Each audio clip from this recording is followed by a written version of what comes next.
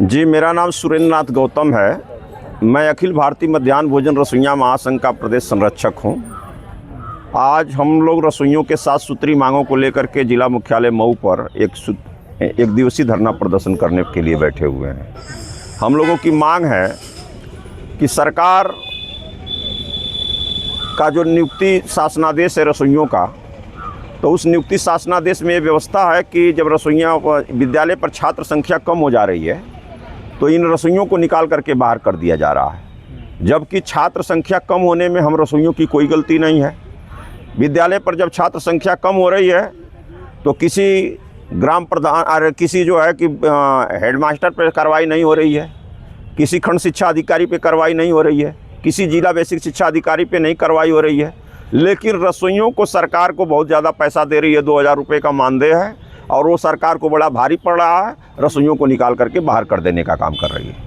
ये पहली मांग है। दूसरी मांग हम लोगों की यह है कि हम रसोइया इस योजना में 12 माह काम करते हैं, लेकिन हमको मात्र 10 महीने का पैसा मिल रहा है। हम रसोइयों को मात्र 66 रुपये पे काम कराया जा रहा है। बताइए 66 रुपये में ये रसोइयाँ कैसे अपना परिवार चलाएंगी, कैसे घर चलाएंगी, कैसे बच्चों को शिक्षा दीक्षा देंगी, इनके लड़कियां हैं, इनके कैसे शादी ब्याह करने का काम करेंगी। इसलिए सरकार से हमारी मांग है कि हम रसोइयों का, अगर हम सरकार का काम कर रहे हैं, सरकारी विद्यालय में काम कर रहे हैं, तो हम रसोइयों का सरकारी नियम कानून के हिसाब से हमारी मजदूरी तय किया जाए, न्यूनतम वेतन देने का काम किया जाए। ये हमारी मांग सरकार से है। हम रसोइयों से बच्चा मांगा जा रहा कि आपका बच्चा रहना चाहिए स्कूल में। इसमें अधिक उम्र की महिलाएं काम करती हैं, काफ़ी संख्या में विधवाएं काम करती हैं। वो कब तक बच्चा लाने का काम करेंगी और कहाँ से बच्चा लाने का काम करेंगी। हम रसोइयों को एक दिन की भी छुट्टी नहीं है। अगर कोई रसोइया जो है कहीं जाना चाहे, जिसके पर परिवार में रिश्तेदारी में कोई बीमार पड़ जा, मर जा, उनको लिए छुट्टी नहीं है। अगर कोई छुट्टी बिना कहे अगर चली जा रही हैं तो उनको निकाल करके बाहर कर दिया जा रहा है।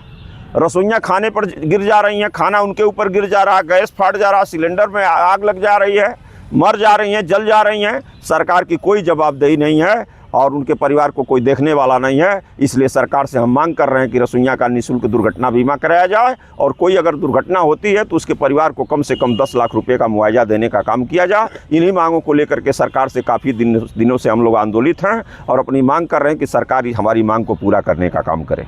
यदि मांग कोई नहीं आगे आप लोग का अगला कदम क्या होगा? देखिए, रसोइया हैं, हम लोग खाना बनाने का काम करते हैं, स्वाद बनाते हैं, तो स्वाद सरकार का भी स्वाद 2027 में बिगाड़ने का काम किया जाएगा। अगर रसोइयों को उचित अगर मानदेय नहीं दिया जाता है तो सरकार का भी स्वाद बिगाड़ने का काम किया जाएगा।